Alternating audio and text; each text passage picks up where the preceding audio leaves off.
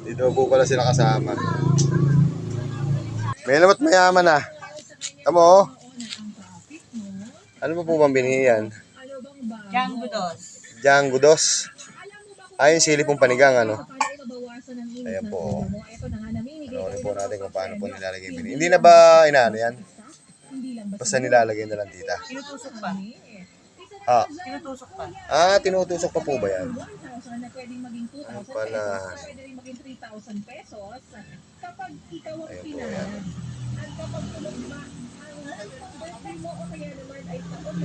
Baga, isa-isa lang talaga, no? Pinapaibabaw. Sinisiksik pa po ba yan? Pinapalas. Pinapalas lang po. Ganyan, yan. Pagkatapos. Pagkatapos, pinapalas. Ah, sa ibabaw lang pala nilalagay yung buto, no? Yan po, ganyan po magpula po ng sili. Ah, Tutusukit. tsaka tutusukin. Ayun, yun po, tinutusok po siya. Ganun pala, diskarte ng pagtatanim. Ayan po. Siyempre, di ba gaya ng sinasabi ko sa'yo, pag walang nagpunta today, tapos bukas wala ulit. Tinutusok po siya. Ayan, Tinutusok po siya ng isa-isa. pesos, o uuwi ka na kagad, di ba? Yung kulay itim na yun, ano yun, no? Kasi Yung para mong buko na, ano, no? sa lahat ng mga katropang Ano tawag dito sa, ano na yun? Sa pang tanim na yun? pares din tayo sa Sa pinakalupa na yun, ha? Kokodas. Kokodas. Ah, yun po, kokodas po.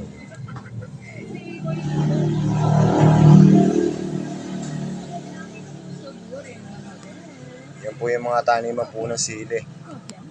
Ito po sa ampalaya, pansinin po natin, oh. Kakaiba naman po yung tanim niya po ng ampalaya, oh. Ayan. Kumbaga po, pinipili po yung pinaka-ano po niya, no? Pansinin niyo po, oh. Tita, ganong ano po yung, alin po yung pinakanguso o pinakadulo po dyan? Ah, ito po, yan, oh. Ito po. Ito po yung binabaon sa lupa, yung may tules, tita, no? Opo. Yun po yung binabaon sa lupa pagka po sa punlaan. Pagka po itatanim nyo yung pinakadulo po na yan. Dalawang klase po kasi yan. Ayan, no? Napakita ko po sa inyo. Yung pong pinakadulo po na yun, ito pong gawin po na to. Yan, yung pong gawin po na yan. Yan po yung nasa ibabaw. Yun naman pong may tules, yung pong nasa ilalim. Yan po, pag ganyan po. Yan, oh. Yan. Yan po pagtanim mo. Ganyan. Tinutuhog po siya. Kaya pansinin niyo po. Ayan po yung kanyang pinukuha. Yun.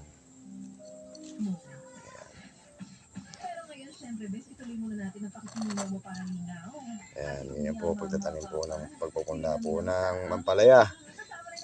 Kumbaga po talaga pong iniisa-isang binabaon po talaga. Papapasya lang po natin yung pungalan ng taniman po rito. Yan po, napakarami po talaga, oh. Dami, oh. Yan po yung mga punla pong kamatis. 180 daw po ang isang tray po na yan. Pakarami, oh. Yan po, oh. Yan pa po siyang talong. Yan, napakarami po dito tanim, pantanim po na halaman. Pangkaraniwan po pala pantanim ngayon, puro kamatis, oh. Ngayon po kasi panahon po ng taniman po ng kamatis by November dito po sa Patag. Kumbaga iba po yung sa Patag at saka po iba po yung sa Biskaya. Ito naman po pipino. Pinupunla din pala pipino, oh.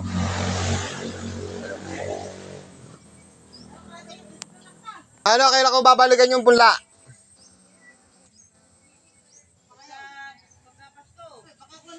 Pasko na. Makabagong taon pa.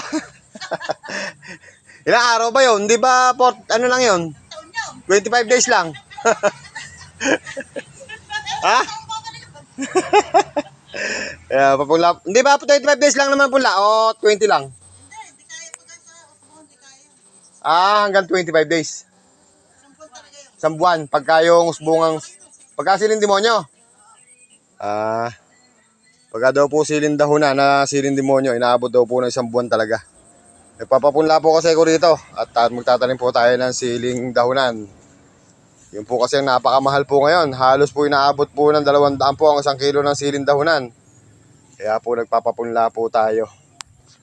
Ayan, nandito po tayo sa taniman po ng sa punlaan po ng mga gulay. Kamatis, talong, sili. Ayan po ang kanilang mga diskarte. Meron po talaga po silang mga ginagawa po talaga mga ano, lona. Ayan po. Para po hindi po mabasa po yung pula. Dinilig nga lang po pala yan. Hindi po pwede po siyang maulanan. Ayan. Pagka po kayo magpupunla. Maganda oh. Ayan po, puro kamatis yan. No? Ay, talong pala rin. Talong po ito, talong. Ayan po.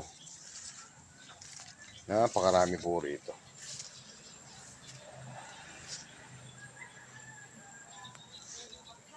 Ayan, ganyan po katagal. Pero po yung kamatis, mga 20 days lang po. Ayan po yung mga binibini pong siling tayo. Siling ano. Ito po yung siling demonyo na sinasabi. Ito po yung napakamahal po talaga ngayon, ang dahon. Ito po yung binibinhi po talaga. Hindi po kasi nabibili po yung nakalata. Kumbaga po talaga, binibinhi lang po talaga. Yung siling demonyo, ayan po. Siling dahon. Sige po. Hanggang sa susunod lang po ng video. Maraming salamat po. Anong binhi ba yung? Muchados.